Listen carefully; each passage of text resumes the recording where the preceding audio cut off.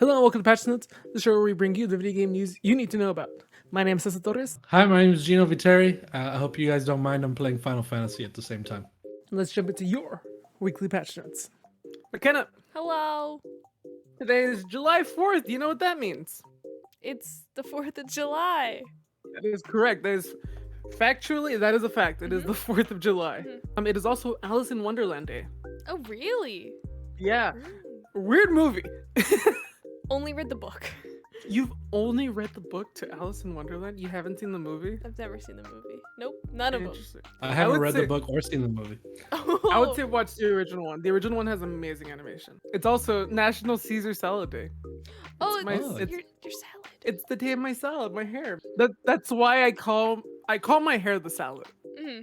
Because I just like to toss it around and it's green. It is also Sidewalk Egg Frying Day because it's the summer and it gets so hot that you can theoretically fry an egg on the sidewalk. Yum. You don't have No, to season it. The You don't have to asphalt's got a lot of Oh, true. flavoring on it. Exactly, you don't have to season it. Got the bubble gum there. that Make sure you're footprint. definitely frying it on top of a bubble gum that's black at this point. Konami has announced a strategic cooperation agreement with Bloober, the studio behind The Medium, Blair Witch, and Observer, that will see the two companies developing games together. Konami said in a statement, "We will announce information about content from the business alliance once details are decided." While we don't really have any details on what they're working on, with all the speculation that's been going around recently, it might be Silent Hill. Or not. All right, guys. So we got Blue Box Game Studios over here, by the way. Hello, I will not disclose who I am for the purpose of this explanation until I get to the end. So we have Blue Box Game Studios right over here, correct? And then B&B from Blue and Box stands for BB. You know what BB stands for? BB is in Death Stranding. Death Stranding is the game developed by Hideo Kojima. Hideo Kojima is Japanese, correct? Blue Box Game Studios over here, lead developer, probably the only developer as well, is Hasan Karaman. That is a Turkish name. When you translate that Turkish name on Google to Japanese, it translates to Hideo Kojima. Don't look it up, just take my word for it. And then, so you get an E3 trailer over here, Death Stranding Director's Cut. Norman Reedus, he has a Dutch flag. He has a Dutch flag on his arm. That Dutch flag over here, where am I? Blue Box Game Studios over here, Amsterdam, Dutch flag. Amsterdam is in Dutch, I believe. And then that over there, they only tweet during the workday in Japan, but in the middle of the night in Amsterdam. So we go all the way over here, and Hasan Karaman tweeted through Blue Box Game Studios. He tweeted a cryptic message that their game starts with an S and ends with an L. What other game starts with an S and ends with an L? It's not Soundless Hall, it's Silent Hill. So we got Silent Hill over here. That tweet is now deleted. So when you look at Hasan Karaman, you look him up on PSN, right? PSN profiles. He has one game played.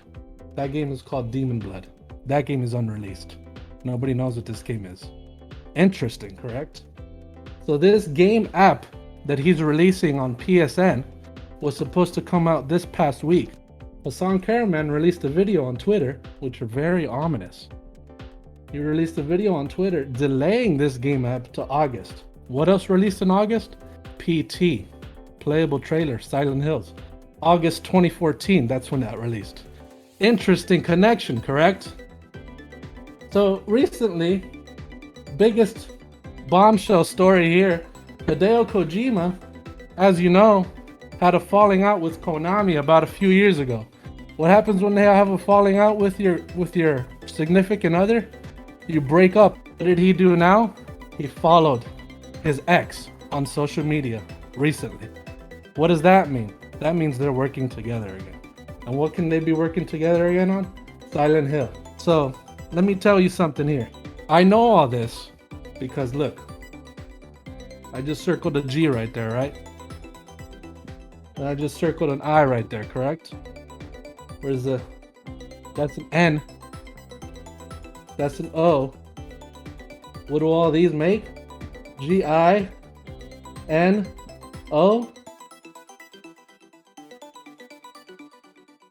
Gino. I'm Hideo Kojima, everybody. And this is real. Okay? Don't forget it. Forget Konami and Bloober working together. I'm making this game.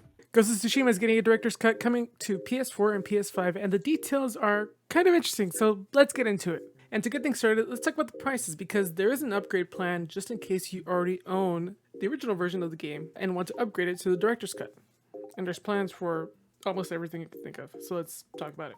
If you're buying the Ghost of Tsushima Director's Cut on PS4, it'll be $60 and $70 on PS5. PS4 owners of the Director's Cut can upgrade to the PS5 version of the Director's Cut for $9.99. PS4 owners of the original version can upgrade to the Director's Cut on PS4 for $19.99. PS4 owners of the original version can upgrade to the Director's Cut PS5 version for $29.99. And you may be asking, well, what do we get for this $30 upgrade? Well, the Director's Cut does include all the original content from the game, all additional content that has been released, and a new island named Iki that provides a new chapter to Jin's story, as well as new environments, armor, and abilities, and more. As for the PS5 version, well, the game has finally added lip syncing for both the English and Japanese voiceovers, and all the PS5 upgrades such as haptic feedback, 3D audio, improved load times, 4K resolution options, targeted 60 FPS, and your save from PS4 will transfer to PS5. The Director's Cut drops August 30th,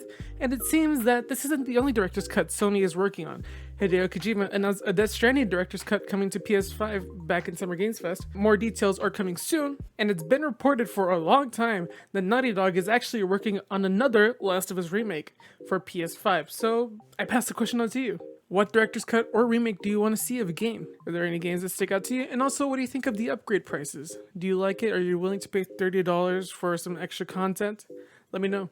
Sony's been making some pretty big moves, scooping up studios such as Housemarque, the developers of Returnal, and Nixxes, known for the PC ports. On the topic of Housemarque, PlayStation boss Herman Holst had to say, Housemarque's recent release of Returnal proves the studio is one with incredible vision, capable of creating memorable new games that resonate with our community. This edition enhances the creative force of PlayStation Studios, and I cannot wait to see what the future holds for Housemarque. After working with PlayStation for many years, it's cool to see Housemarque finally join the ranks alongside Insomniac and Naughty Dog.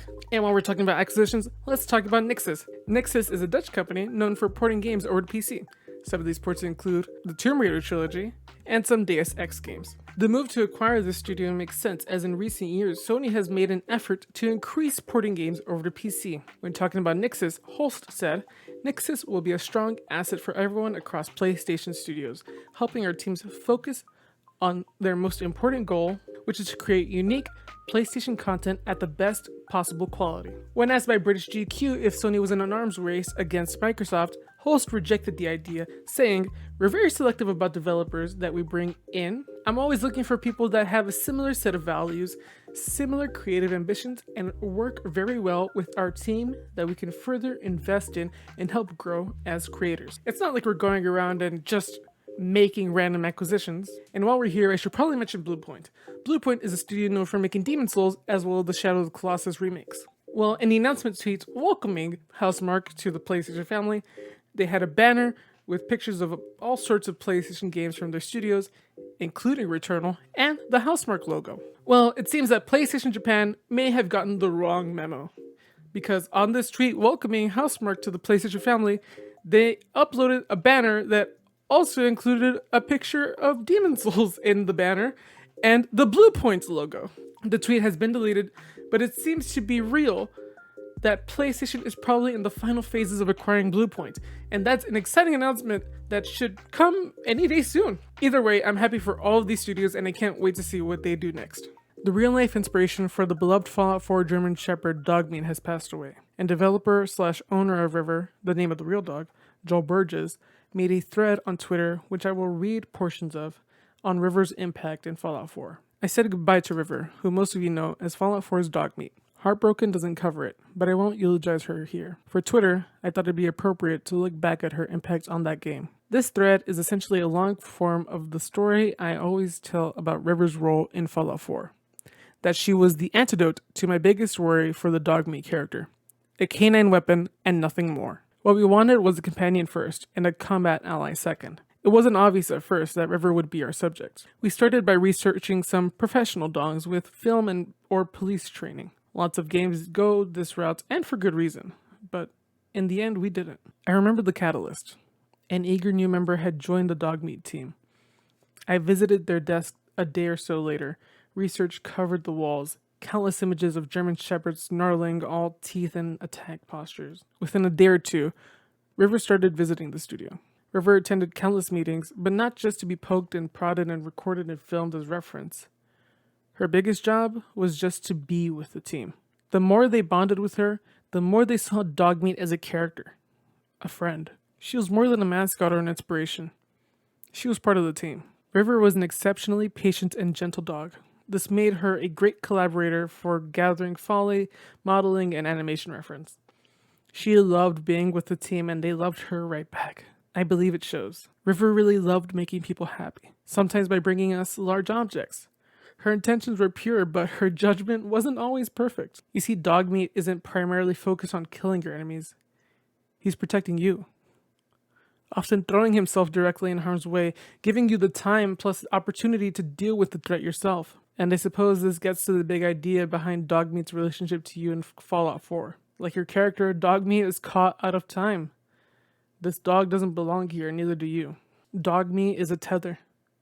He grounds you in the world, will always stand by you, lead you to your family, and anticipate your needs. He wants you to be safe and happy. In other words, he loves you. And if love is River's legacy, I am contented. Rest in peace, big girl. Joel Burgess also encourages people to volunteer at their local dog shelters and ASPCAs, as well as adopt, don't shop, primarily look at rescue dogs, and also spay and neuter your pets as well. Thank you for checking out this week's episode of Patch Notes. You guys can find me over on Twitter at Gino_Viteri, and you will find all my socials on there. Be sure to like, subscribe, follow, leave a comment. It all helps the show. You can follow me at Caesar Towers on Twitter and other social media sites. You can follow McKenna at PotterPants212. Be sure to check in next time when we give you your weekly Patch Notes.